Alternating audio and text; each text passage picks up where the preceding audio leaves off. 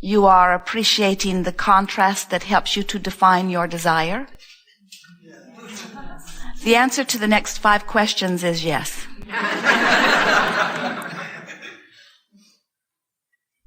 Even when your desire has not yet come to fruition, you still love it percolating within you? Yes. And even if it never manifested, the existence of the desire within you is enough? We're pushing it, we know, but the answer still must be yes. It's tricky, you see, because when you're able to say, yes, I love the existence of a desire within me, even though my desire has not yet manifested, I love the pulling power. I love the creative juices that flow. I love source energy flowing through me toward my focused desire. And even though circumstances and events have not yet lined up, even though the timing is still just a little bit off, even though I have not yet figured out how to become a perfect vibrational match to what I'm asking for, still I love the existence of my desire. Because I know that that is what puts the eternalness in eternity. I know that the entire universe, we're speaking for you, I know that the entire universe exists to produce within you, me, you out here on the leading edge, this focused desire. And when that desire is pulling through you, calling through you, being called through you by you, being called through you, by you, from you. We are all in this together. When that desire is there, that fresh feeling desire, you remember how desire feels when you don't doubt it? You haven't trampled it to death with your pessimism? You know, that fresh feeling desire, that feeling that, oh, I'd like that, and I can do that, that feeling, that's how you feel from non-physical. That's how we always feel on your behalf. That's the way desire is supposed to feel. But there are many physical friends who have practiced beating the drum of, why won't it come? Why don't I get what I want? Why do others get the things that they want and I don't get what I want? Why is it that I've wanted this for so long and it has not come about? When you beat the drum that sounds like that, you begin to develop habits of thought about your desire that are so different from the vibration of your desire that you become a vibrational mismatch to your own desire. So then your words say one thing, but your vibration says another thing, and because of this powerful law of attraction, which does all of that sorting out, your desire, even though you are asking and even though source energy has lined up endless situations to deliver it to you, your desire can't come to you right now because you're not letting it in. Just like when you set your radio tuner on 98.6, you can't hear what's being broadcast on 101 FM. Your frequencies have to sync up. So the frequency of your desire and the frequency of your day-to-day thought about your desire have to be on the same vibrational wavelength. And how do you know when it is? It feels good to think about it. How do you know when it isn't? It doesn't feel good to think about it. So, let's recap. Complaining about something means you're out of sync. Justifying why it should come to you means you're out of sync. Feeling jealous that somebody else is getting it and you're not means you're out of sync. Blaming yourself or somebody else for doing something wrong means you're out of sync. You have this wonderful guidance system within you that lets you know what your vibrational alignment or misalignment is. And we like to call that alignment or misalignment allowing or resisting. The alignment with what? Alignment with source energy, alignment with the well-being that flows.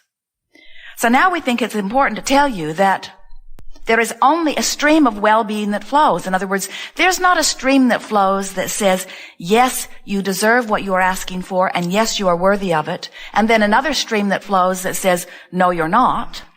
There's not a stream of good that says you should be healthy, and a stream of evil that says you should be ill or sick. There's not a stream that says you are good and another stream that says you are bad. The promise that you understood when you came forth into this leading edge environment would be that the environment would inspire you to personal, powerful preferences with emphasis on personal. Personal, powerful preferences. And you understood that when those develop within you, that they would continue to develop or be amended, that you would never get it all figured out at once. You didn't say, I'm an angel, I've got it figured out, I'll go forth and live perfection.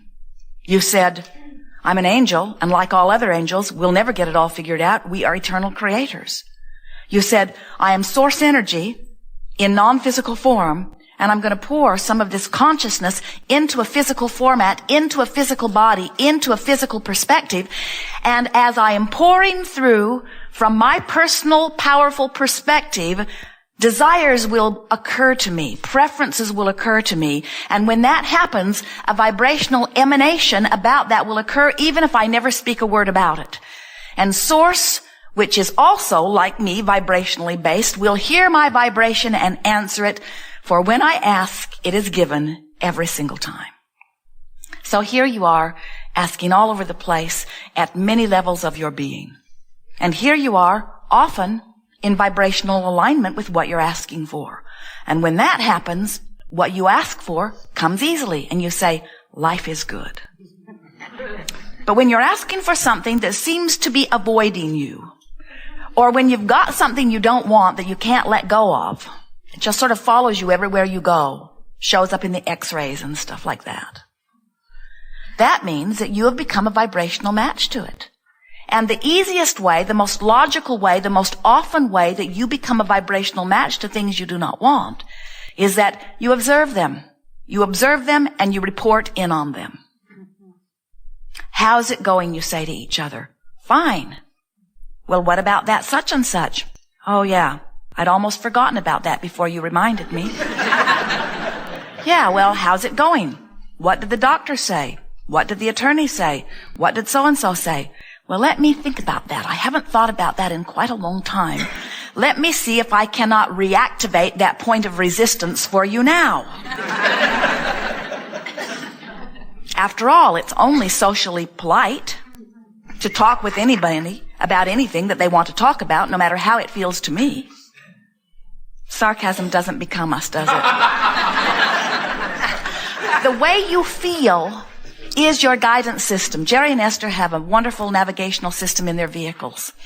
And as they are crossing the nation, the satellites in the sky in combination with the antennas and computer in their vehicle knows where they are at all times. So then they just program a destination, and Magellan calculates the route and says, go this way, go this way, go this way.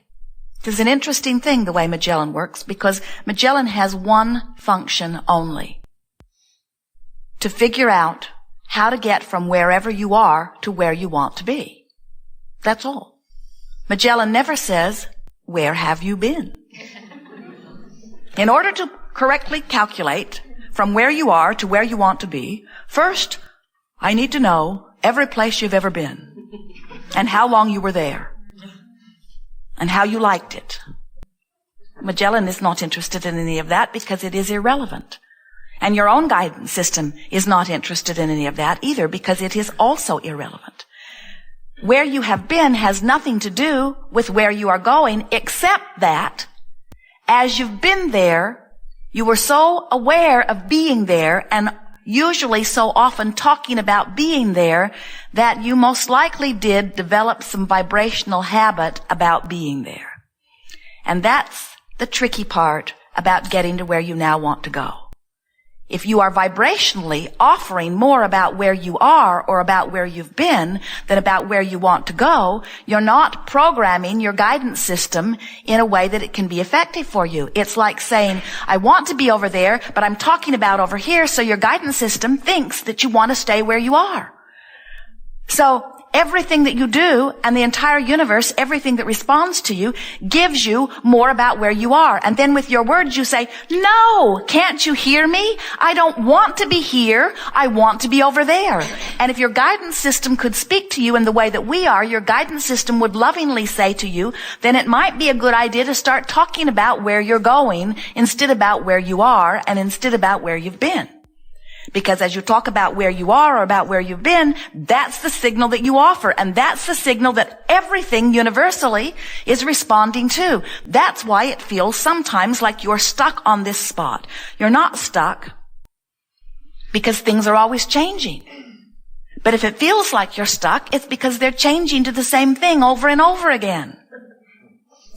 That was really good. Those are powerful things to contemplate, because when you get it in your mind that your motor's always running and that the universe is always responding to it and that wherever you're pointed is where you're going, and you realize if you're pointed to the past, then you're just recreating more of the same, or if you're looking at what is powerfully, then you're just creating more of the same thing.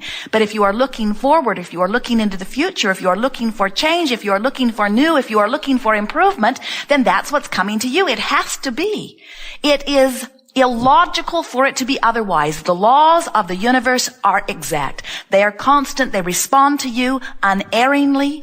You never, ever, ever get something that you are not a vibrational match to. It has never happened to anyone, and it is not happening to you.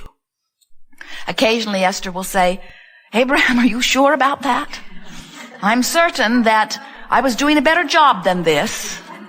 And we say, bless the manifestation, because the manifestation helps you know how you're doing. And it doesn't matter how anything seems to be turning out, because all it does is give you more information about what you really prefer. If something turns out not so much the way you like it, all it does is help you to launch more rockets about what you do want. So this workshop, this gathering, this co-creative time we have here together is not really pointed toward helping you to define what you want, because you have been doing that. You've been doing a marvelous job of that. You have been launching desire constantly. Mostly what we want to happen for you here today is we want you to gather a conscious awareness, a knowledge, at minimum a belief that you can get to wherever you want to be from where you are. And the thing that we most want to impart to you is, if you will stop trying to do it all at once, it will go better for you. Because law of attraction is the best friend that anyone has ever had. But it's this consistent, fair-minded friend that always consistently responds to your vibration, so that you are never again confused about how things work. Law of attraction won't pull strings for you. It won't let you behave one way and attract another way. It will be so very consistent that you will, if you're paying attention, learn exactly what it is you are doing that nets you the results that you like, and exactly what you are doing that nets you the results that you don't like. In other words, with a little bit of paying attention to the way you feel, you will always know. As Jerry and Esther travel between Phoenix and San Diego, their destination is San Diego. They are clear about where they are going. And as they get about halfway between Phoenix and San Diego, they find themselves in Yuma, Arizona. A nice enough place, but it is not where they are wanting to be. And when they find themselves in Yuma, they do not get so disoriented about not being where they want to be that they turn around and go back to Phoenix. It's really important that you understand the essence of this story, because what this story tells you is that because they understand this distance between Phoenix and San Diego, they don't lose their way. They don't lose hope. They don't lose heart. They know if they just keep pointed in the right direction and make some reasonable effort in moving in that direction, that sooner or later they're going to be where they want to be. And we want you to understand that that is true of everything that you have ever wanted. Whether it is a magnificent career in some specific area, whether it is a magnificent relationship, a new one, or improving one that already exists, whether it is attracting dollars which feel like freedom to you so that you can do more of the things you want to do, whether it is an improved situation with your body, no matter what your desire is,